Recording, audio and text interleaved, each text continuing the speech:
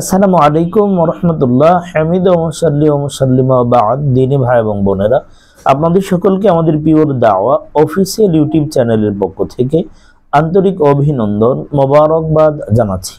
দিনী ভাই এবং বোনেরা, অনেকে তো অনেক প্রশ্ন করেন। তো এখানে সম্প্রতি আমাদের মাহফিলের জন্য, বিশেষ করে মাহফিলের সেশনে যে বিষয়গুলো ঘটে, সে সমস্ত ঘটিতব্য বিষয় থেকে একটা প্রশ্ন আসছে। মোহতারাম সাহেব, মাদ্রাসা ও ইসলামী সম্মেলনের জন্য অমুসলিমদের নিকট থেকে সহযোগিতা বা চাঁদা যে নেওয়া হয়, এটা আসলে কতটুকু শরীয়ত সম্মত?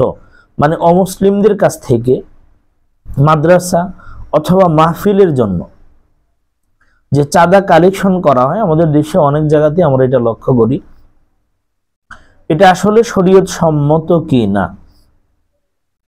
জবাবে আমরা প্রথমত বলবো, উপার্জন হালাল হলে, যদি বিধর্মী বা অমুসলিম তাদের উপার্জন যদি হালাল হয়, তাদের কাছ থেকে সহযোগিতা নেওয়া যাবে। রাসূলুল্লাহ সাল্লাল্লাহু আলাইহি সাল্লাম অমুসলিমদের নিকট থেকে বিভিন্ন সময়ে হাদিয়া গ্রহণ করেছেন।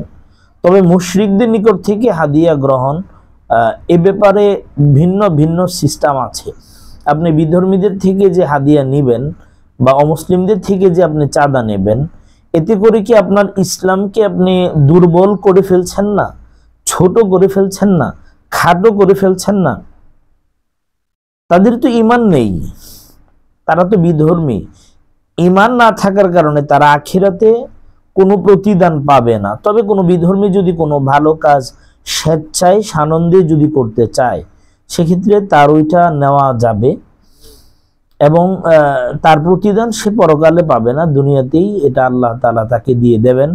অতএব পরকালে কোনো অংশ থাকবে না। তবে আমাদের দেশে ওয়াজ মাহফিলের জন্য এটা রেওয়াজ হিসাবে বর্তমানে প্রচলিত ধারায় এলাকাতে অধিক পরিমাণে মাহফিল হয় এবং প্রত্যেকটা মাহফিলের চাঁদার জন্য তাদের কাছে যাওয়া ইসলামকে হেয় করা, ইসলামকে ছোট করা, তুচ্ছ জ্ঞান করা ছাড়া অন্য কিছু নয়।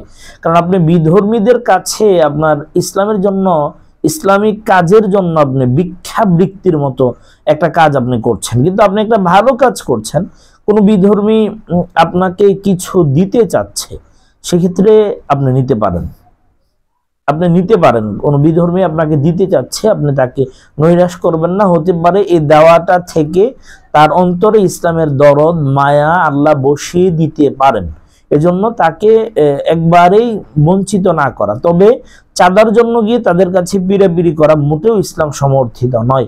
আল্লাহ আমাদের বুঝে আমল করার তৌফিক দান করুন।